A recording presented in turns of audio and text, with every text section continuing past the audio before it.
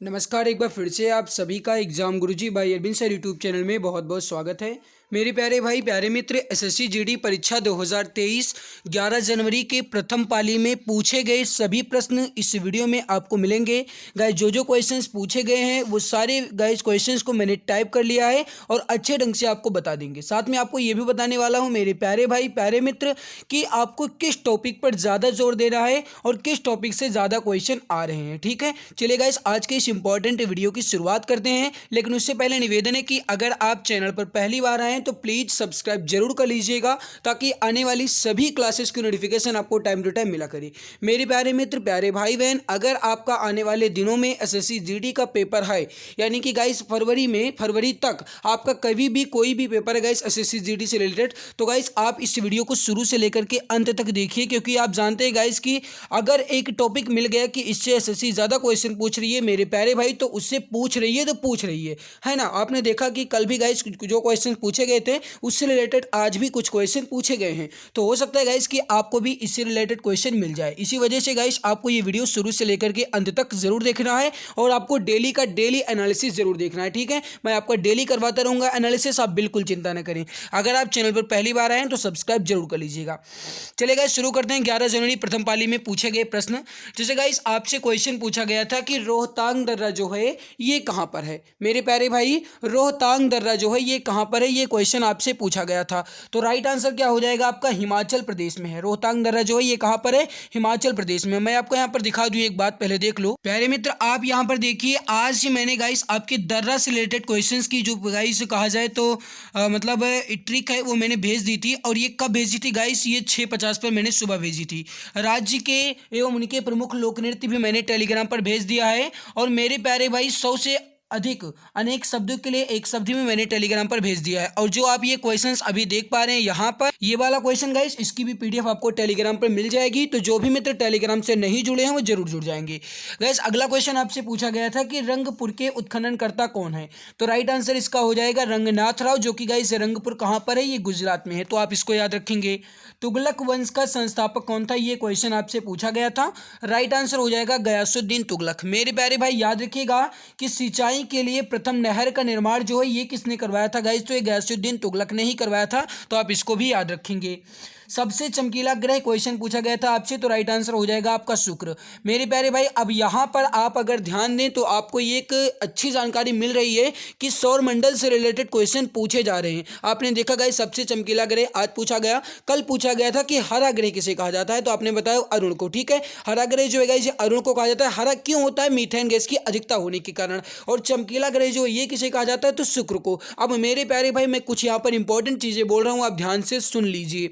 सबसे चमकीला ग्रह शुक्र को कहा जाता है। पृथ्वी की बहन जो है गाइस ये शुक्र को ही कहा जाता है। ठीक है, तो आप इसको भी याद रखेंगे। अब लाल ग्रह किसे कहा जाता है गाइस, तो ये मंगल ग्रह को कहा जाता है। ठीक है, आप इसको याद रखेंगे। नीला ग्रह गाइस किसे कहा जाता है, तो ये पृथ्वी को कहा जाता है। ठीक है, तो आप इसको भी याद रखेंगे। चलिए अगला गाइस क्वेश्चन पूछा गया था कि राज्यसभा के सभापति कौन है। तो राइट आंसर क्या हो जाएगा, उपराष्ट्रपति। यानी गाइस ये क्वेश्चन इस तरीके से पूछा गया था कि राज्यसभा के जो सभापति हैं ये कौन होते हैं, तो क्या हो जाएगा, उपराष्ट्रपति होते हैं। ठीक है, क्वेश्चन पूछा गया था कि मिजोरम की राजधानी, मेरे प्यारे भाई मिजोरम की राजधानी जो है ये कौन सी हो जाएगी, आइजोल हो जाएगी। मिजोरम की राजधानी जो है ये आइजोल हो जाएगी। मेरे प्यारे भाई प्यारे मित्र सभी राज्य की राजधानी आप जरूर रट लीजिएगा। अब आपसे गाइस पूछा जाए सिक्किम की राजधानी, तो आप क्या बताएंगे, सिक्किम की राजधानी है गंगटोक। असम की राजधानी पूछा जाएगा तो आप क्या बताएंगे, दिसपुर है। ठीक है, नागालैंड की राजधानी पूछा जाएगा तो आप बताएंगे कोहिमा। मेरे प्यारे भाई उस साइड के ही आपसे क्वेश्चन पूछे जाएंगे। ठीक है, जैसे आपको हो गया असम का, या गाइस कहा जाए मिजोरम तो पूछ ही लिया गया है, आपसे नागालैंड का पूछा जा सकता है, त्रिपुरा का आपसे पूछा जा सकता है। त्रिपुरा की जो इस राजधानी है ये होती है अगरतला। ठीक है, तो आप इसको भी याद रखेंगे। और गाइस नागालैंड की राजधानी पूछी जा सकती है तो कोहिमा है। ठीक है, आप इसको याद रखेंगे। हाँ मेरे प्यारे भाई देखो ये क्वेश्चन आपसे पूछा गया था कि G20 के सदस्य इसमें से कौन सा देश नहीं है। हालांकि ये थोड़ा सा डिफिकल्ट क्वेश्चन है गाइस, क्योंकि कई सारे देश सदस्य हैं G20 के। तो देख लीजिए गाइस G20 का सदस्य इसमें से कौन सा नहीं है, ये क्वेश्चन पूछा गया था। ठीक है, अब कौन कौन से हैं वो आप यहाँ पर देख लीजिए गाइस, अगर नहीं आ जाता है तो आप इसको देख लीजिएगा। ठीक है, अब इसमें कौन कौन सा है वो देख लीजिए। थोड़ा सा मैं कलर चेंज कर लूँ, एक मिनट, फिर आप देखिए। देखो कौन कौन सा है, अर्जेंटीना हो जाएगा, ऑस्ट्रेलिया, ब्राजील, कनाडा, चीन, France, Germany, Bharat, Indonesia, Italy, Japan, Korea गणराज्य, मैक्सिको, रूस, सऊदी अरब, दक्षिण अफ्रीका, टर्की, संयुक्त राज्य अमेरिका, ब्रिटेन और यूरोपीय संघ, ये गाइस जो हैं ये शामिल हैं G20 के सदस्य में। ठीक है, तो आप इसको याद रखिएगा। हालांकि ये क्वेश्चन नहीं पूछा गया था, ये पूछा गया था कि इसमें से कौन सा G20 का सदस्य नहीं है। ठीक है, तो वो गाइस कौन कौन सा ऑप्शन था ये तो कोई बता नहीं सकता। फिर देखिए और पूछा गया था अमेरिका और भारत के बीच युद्धाभ्यास कहाँ हुआ। गाइस देखो, युद्धाभ्यास से संबंधित यानी जो गाइस मिलिट्री एक्सरसाइज है इससे संबंधित क्वेश्चन पूछे जा रहे हैं, तो आप सभी को याद कर लीजिएगा। ठीक है मित्र, मैं इस पर एक क्लास ले लूंगा, आप बिल्कुल चिंता ना करें। आरबीआई का लेखा वर्ष आपसे पूछा गया था, 11 मार्च 1940 हो जाएगा। जुलाई से लेकर के जून तक होता है। मेरे प्यारे भाई, अब आपसे पूछा जा सकता है कि आरबीआई की जो गाइस स्थापना हुई ये कब हुई, तो याद रखिएगा मेरे प्यारे भाई, आरबीआई की जो स्थापना है ये हुई थी 1 अप्रैल 1935 में। कब हुई? 1 अप्रैल 1935 में, तो आप इसको याद रखेंगे। अगला गाइस क्वेश्चन पूछा गया था कि भारतीय संविधान में मौलिक अधिकार जो है ये किस देश से लिया गया है, तो राइट आंसर क्या हो जाएगा? संयुक्त राज्य अमेरिका से। अब गाइस यहाँ पर देखिए, जो भारतीय संविधान में लिए गए हैं वो आपसे पूछा जा रहा है कि कहाँ से क्या लिया गया है। अब आपसे पूछा जाए कि भारतीय संविधान में आपातकाल के प्रावधान किस देश के संविधान से लिया गया है, तो आप क्या बताएंगे? ध्यान रखिएगा, आपातकाल के जो प्रावधान है ये भारतीय संविधान में मेरे प्यारे भाई जर्मनी के संविधान से लिया गया है, तो आप इसको याद रखेंगे। अगर आपसे पूछा जाए कि भारतीय संविधान में नीति निर्देशक के सिद्धांत जो गाइस है, नीति निर्देशक के जो तत्व हैं ये कहाँ से लिए गए हैं, तो आप क्या बताएंगे मेरे प्यारे भाई प्यारे मित्र? याद रखिएगा, आयरलैंड से लिया गया है। ठीक है, तो ये दो चीजें इंपॉर्टेंट हैं, एक गाइस आपका आपातकाल और दूसरा आपसे पूछा जा सकता है मेरे प्यारे भाई प्यारे मित्र आपसे जो गाइस अभी अभी बताया आपसे मैंने, नीति निर्देशक सिद्धांत वाला, ठीक है, तत्व वाला। अगला देखो गाइस, अगर आपसे पूछा जाए कि राष्ट्रपति जो है ये आपातकाल किस अनुच्छेद के तहत लगा सकता है, तो आप इसको भी याद रखिए मेरे प्यारे भाई। एक हो जाएगा आपका 352, एक हो जाएगा मेरे प्यारे भाई आपका 356 और एक हो जाएगा आपका 360। ठीक है, 352 में गाइस होता है आपका राष्ट्रीय आपातकाल, 356 में होता है मेरे प्यारे भाई राष्ट्रपति शासन, ठीक है, और 360 में होता है वित्तीय आपातकाल। ठीक है, और अब तक भारत में कुल कितनी बार गाइस आपातकाल लगाया जा चुका है, तो 3 बार लगाया जा चुका है। ठीक है, और गाइस जो आपका राष्ट्रपति शासन है गाइस ये सैकड़ों बार लगाया जा चुका है, तो आप इसको भी 100 बार लगाया गया है। ठीक है, मतलब गाइस 70-75 बार लगभग। चलिए, और वित्तीय आपातकाल लगभग नहीं लगा है। अब इसको देखिए गाइस, आईपीएल 2020-21 जो है ये कहाँ खेला गया। अब यहाँ से एक बात अच्छी मुझे ये मिल रही है मेरे प्यारे भाई कि जो करंट अफेयर के क्वेश्चन आ रहे हैं गाइस ये अभी नया नवेला क्वेश्चन नहीं पूछा जा रहा है। हालांकि 1-2 क्वेश्चन किसकी शिफ्ट में देखने को मिले हैं कल वाली, लेकिन गाइस देखा जाए तो कल आपका पूछा गया था शायद एक 18 वाला पूछा गया था, और मेरे प्यारे भाई कल पूछा गया था आपसे आईपीएल 2020 के जो गाइस विजेता टीम है ये कौन सी पूछी गई, ये शायद पूछा गया था, है ना। तो आज पूछा गया कि आईपीएल 2020-21 कहाँ खेला गया गाइस, तो ये आपका दुबई में खेला गया। कुछ बच्चे भारत भी मारे आएंगे, लेकिन भारत कैसे हो जाएगा गाइस, तो उस समय तो कोरोना चल रहा था, है ना, तो हो ही नहीं सकता, दुबई में कुछ कम था। अब देखो अगला पूछा गया था कि काजीरंगा नेशनल पार्क कहाँ है, तो ये आपका कहाँ है, असम में है। गाइस जो कुछ इंपॉर्टेंट नेशनल पार्क है यानी कि गाइस जो राष्ट्रीय उद्यान है आप उसको याद कर लीजिएगा सारे। मैं टेलीग्राम पर आज ही भेज दूंगा, अगर वीडियो नहीं बन पाई तो मैं टेलीग्राम पर भेज दूंगा, आप सभी को रट लीजिएगा। ठीक है गाइस, अगला पूछा गया था कि भारत की सबसे छोटी सीमा जो है ये किस देश के साथ लगती है, ये क्वेश्चन पूछा गया था। क्या पूछा गया था? भारत की सबसे छोटी सीमा किस देश के साथ लगती है, तो किस देश के साथ लगती है? अफगानिस्तान के साथ। अब मेरे प्यारे भाई इस अफगानिस्तान से कुछ रिलेटेड क्वेश्चन पूछे जा रहे हैं, तो याद रखिएगा अफगानिस्तान की राजधानी जो है गाइस ये कौन सी है, तो अफगानिस्तान की राजधानी है काबुल। अफगानिस्तान में मुद्रा कौन सी चलती है मेरे प्यारे भाई, तो याद रखिएगा अफगानी मुद्रा चलती है, अफगानिस्तान में अफगानी मुद्रा चलती है। ठीक है, अगला पूछा गया था कि गांधी इरविन समझौता जो है ये कब हुआ। मेरे प्यारे भाई प्यारे मित्र याद रखिएगा 5 मार्च 1931। गांधी इरविन समझौता जो है ये कब हुआ? 5 मार्च 1931 को गांधी इरविन समझौता हुआ। अगला पूछा गया गाइस, ये क्वेश्चन पूछा गया था साइंस से संबंधित। हालांकि कल तो गाइस साइंस के क्वेश्चन देखने को नहीं मिले, लेकिन आज एक क्वेश्चन देखने को मिल गया।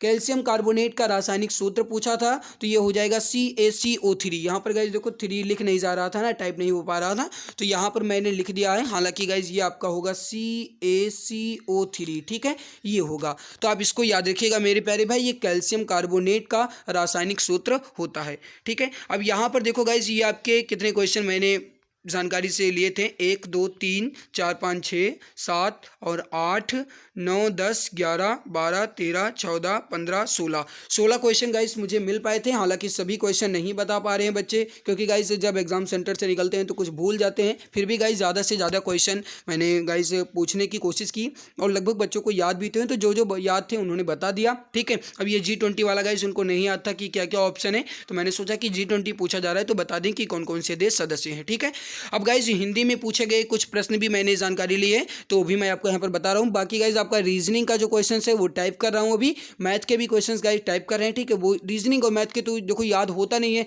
बस थोड़ा बहुत बता सकते हैं कि इस टॉपिक से ऐसा ऐसा पूछा गया था, तो उसी से रिलेटेड आपका बताया जा सकता है ना। तो रीजनिंग और मैथ की भी क्लासेस आपकी अभी थोड़ी देर में आ जाएगी। अगर आप चैनल पर पहली बार आए मित्र तो प्लीज़ सब्सक्राइब जरूर कर लीजिएगा, ताकि गाइज आने वाली सभी क्लास की नोटिफिकेशन आपको टाइम टू टाइम मिला करे। तो जो भी मित्र, जो भी हमारे प्यारे भाई बहन चैनल पर पहली बार आए हैं, वो सब्सक्राइब जरूर कर लेंगे। ठीक है, देखो हिंदी में पूछे गए प्रश्न गाइज आप यहाँ पर देख लीजिए।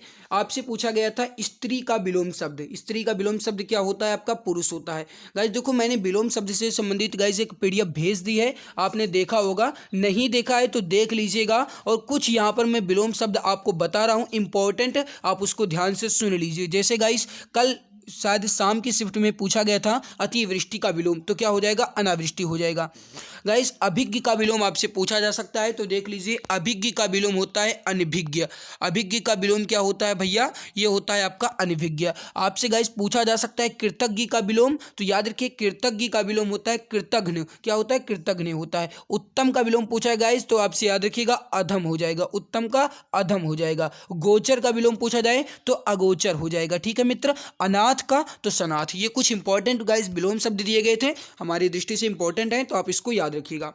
अगला पूछा गया था गाइस, वो पूछा गया था कि श्रृंगार की वर्तनी। ठीक है, अब देखो वर्तनी में गाइस आपसे पूछा जा सकता है, जैसे गाइस मैंने कल भी आपको बताया था कि वर्तनी के ये क्वेश्चन आपसे किसी न किसी शिफ्ट में जरूर देखने को मिलेंगे। उज्ज्वल जो है किस तरीके से लिखा जाएगा। ठीक है मित्र, बाकी गाइस अगर कहा जाए कि जो वर्तनी में अगर मेरे प्यारे भाई बात करें कि जो प्रामाणिक है ये किस तरीके से लिखा जाएगा, तो प्रामाणिक को प्रामाणिक लिखा जाता है। क्या लिखा जाता है मित्र? प्रामाणिक लिखा जाता है। ये कुछ इस तरीके से लिखा जाएगा। ठीक है, आकांक्षा गाइस आकांक्षा होता है, आ पर बड़ा आ होगा और कांक्षा पूरा होगा। ठीक है, और मेरे प्यारे भाई आपसे पूछा जा सकता है कि सबसे ज़्यादा इंपॉर्टेंट अगर बात करें मेरे प्यारे मित्र कि सबसे ज़्यादा इंपॉर्टेंट में क्या है, तो वो आपका हो जाएगा आशीर्वाद। आशीर्वाद होता है, इसको याद रखिएगा। आशीर्वाद जो है मित्र ये आपका होता है सबसे ज़्यादा इंपॉर्टेंट में। इसके बाद मेरे प्यारे भाई अगर बात करें तो पूजनीय, जैसे आता है कि हमारे पूजनीय गुरुजी, तो फिर रेखांकित किया जाएगा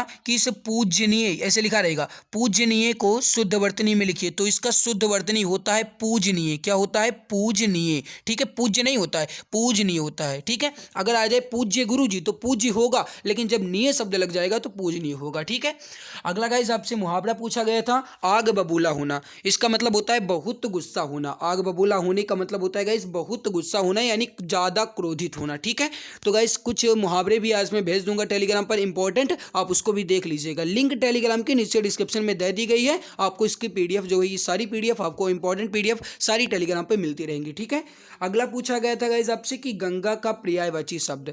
अब मेरे प्यारे भाई गंगा के कुछ पर्यायवाची शब्द यहाँ पर लिख दिए हैं मैंने। हालांकि गाइस वहाँ पर क्या दिया गया था ऑप्शन, ये तो गाइस वो तो वही पता चलेगा है ना, लेकिन गाइस कुछ इंपॉर्टेंट यहाँ पर पर्यायवाची शब्द मैंने लिख दिए हैं, जैसे भागीरथी, देव नदी, सुरसरिता, त्रिपथिगा। याद रखिएगा मेरे प्यारे भाई, त्रिपथिगा जो है ये भी गंगा का ही पर्यायवाची होता है। ठीक है मित्र, और इसके अलावा याद रखिएगा मित्र आपसे अगर कहा जाए तो जहानवी, ये जहानवी भी गंगा का ही पर्यायवाची होता है। और देवपगा, देवपगा ये याद रखिएगा, देवपगा ये भी गंगा का ही पर्यायवाची होता है। ठीक है, पक्षी का पर्यायवाची पूछा गया था मित्र। पक्षी का पर्यायवाची ध्यान दीजिएगा, पक्षी का पर्यायवाची आपसे पूछा गया था, तो इसका हो जाएगा गाइस आपका परिंदा। यहाँ पर लिखा है मैंने, तो देखो और नहीं लिख पाए तो ध्यान दीजिएगा, सुन लीजिए मैं बोल रहा हूँ। जैसे पक्षी का पर्यायवाची हो जाएगा मेरे प्यारे भाई आपका एक हो जाएगा बिहग, एक हो जाएगा खग, द्विज भी होता है, पंछी होता है, ठीक है, पक्षी का पंछी भी होता है, बिहंग होता है गाइस, पखेरू भी होता है, पतंग होता है, ठीक है, चिड़िया भी होता है। ये सब गाइस पक्षी के पर्यायवाची होते हैं। अगला एक लोकोक्ति पूछी गई थी कि गंगा गए गंगादास, जमुना गए जमुनादास। इसका मतलब होता है सिद्धांतहीन व्यक्ति, ठीक है, यानी कि जिस तरफ जाओ उसी तरफ हो जाओ, है ना। तो ये होता है सिद्धांतहीन व्यक्ति। गंगा गए गंगादास, जमुना गए जमुनादास, इसका मतलब होता है सिद्धांतहीन व्यक्ति। फिर मेरे प्यारे भाई आपसे पूछा गया था कि मयंक जो है ये किसका पर्यायवाची है, तो याद रखिए ये चंद्रमा का पर्यायवाची है। मयंक जो है ये किसका पर्यायवाची है, चंद्रमा का पर्यायवाची है। मेरे प्यारे भाई बहुत ज़्यादा है चंद्रमा के पर्यायवाची, ठीक है, तो आप इसको याद रखिएगा। आपसे पूछा जा सकता है कि इसमें से कौन सा नहीं है, आपसे पूछ लिया जाए, या गाइस पूछ लिया जाए चंद्रमा का पर्यायवाची कौन कौन सा है, तो आपको याद रखना चाहिए ना चंद्रमा का पर्यायवाची। और मैं यहाँ पर बोल भी दे रहा हूँ गाइस, जो जो इंपॉर्टेंट है चंद्रमा के पर्यायवाची आप उसको ध्यान से सुन लीजिए, ठीक है मित्र, क्योंकि ये जो चंद्रमा का पर्यायवाची है ये इंपॉर्टेंट होता है, आपके एग्जाम में पूछे जाने की संभावना जो है गाइस इसकी ज़्यादा बनती है, ठीक है। तो यहाँ पर ध्यान दीजिएगा। जैसे गाइस अगर कहा जाए चंद्रमा का पर्यायवाची अंशु हो जाएगा, ठीक है। देखो गाइस मयंक का पर्यायवाची चंद्रमा भी होता है, अंशु भी होता है और गाइस शशि भी होता है, ठीक है। अब यहाँ पर देखिए गाइस एक क्वेश्चन पूछा गया था कि निरक्षर का विलोम शब्द है, निरक्षर का विलोम हो जाएगा साक्षर, ठीक है। और मैंने कुछ इंपॉर्टेंट आपको विलोम बता दिए हैं गाइस, जैसे कृतकी का मैंने अभी आपको बताया, कृतज्ञ, ठीक है। अब गाइस आपसे पूछा जाए कि अनिवार्य का विलोम, तो अनिवार्य का विलोम आपसे पूछा जाए तो आप क्या बताएंगे मेरे प्यारे भाई, ये जिस ऑप्शन में मिलेगा उस तरीके से होगा। जैसे अनिवार्य का पूछा जाएगा इस, तो आपको अगर ऐच्छिक मिलता है तो आप ऐच्छिक बताएंगे, वैकल्पिक मिलता है तो आप वैकल्पिक बताएंगे, ठीक है। अब देख लेना है वहाँ पर ऐच्छिक मिलता है या वैकल्पिक मिलता है, ठीक है। बाकी गाइस यहाँ पर लोकोक्ति भी मैंने आपको इंपॉर्टेंट बता रखी है, आप देख लीजिएगा। पर्यायवाची भी मैंने आपको बता दिया, मुहावरा भी गाइस। हाँ एक मुहावरा आपसे गाइस ये पूछा जा सकता है कि अरे क्या होता है, एक मिनट गाइस, बहुत ज़्यादा इंपॉर्टेंट मुहावरा है, मैं बोल रहा हूँ ध्यान से सुनिए। टेढ़ी खीर होना, टेढ़ी खीर होना मतलब गाइस बहुत कठिन काम, ठीक है, ये गाइस आपका होता है।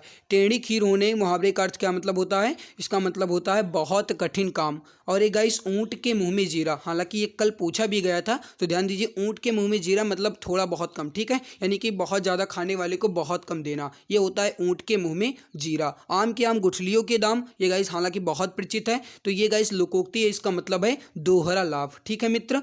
और पौ 12 होना, इसका मतलब क्या होता है, इसका मतलब होता है बहुत ज़्यादा लाभ होना, ठीक है। और गाइस विलोम शब्द मैंने बता दिया, वर्तनी भी आपको मैंने बता दिया है, कुछ इंपॉर्टेंट वर्तनी। हाँ गाइस करण वाली वर्तनी जरूर पूछी जाएगी, करण वाली वर्तनी, जैसे गाइस अगर कहा जाए शुद्धिकरण ये होता है, वृद्धिकरण, ठीक है। ये गाइस मतलब जो कर्ण वाली वर्तनी होती है उसको आप देख लीजिएगा। हालांकि कर्ण वाली जो वर्तनी होती है इसमें गाइस जो मात्रा लगती है वो पीछे से बड़ी ई की मात्रा लगती है, ठीक है। तो यहाँ पर गाइस जो मैं आज पूछे गए थे इंपॉर्टेंट मुझे जानकारी मिली वो मैंने बता दिया है। और बाकी गाइस आई होप आपको ये वीडियो अच्छी लगी होगी, अगर अच्छी लगी तो प्लीज़ लाइक ज़रूर कीजिए, और अगर आप चैनल पर पहली बार आए मित्र तो प्लीज़ सब्सक्राइब जरूर कर लीजिएगा, ताकि आने वाली सभी क्लास की नोटिफिकेशन आपको टाइम टू टाइम मिला करे। तो जो भी मित्र हमारे प्यारे भाई चैनल पर पहली बार आए हैं वह सब्सक्राइब जरूर कर लेंगे। आपसे मेरा एक निवेदन है गाइस कि आप एक जगह ही एनालिसिस देख लिया करें। आप गाइस एनालिसिस देखें, ये अच्छी बात है, एनालिसिस देखना बहुत ज़रूरी होता है कि किस लेवल के क्वेश्चन पूछे जा रहे हैं, आपके लिए जो इंपॉर्टेंट है आप उसको देख लीजिए।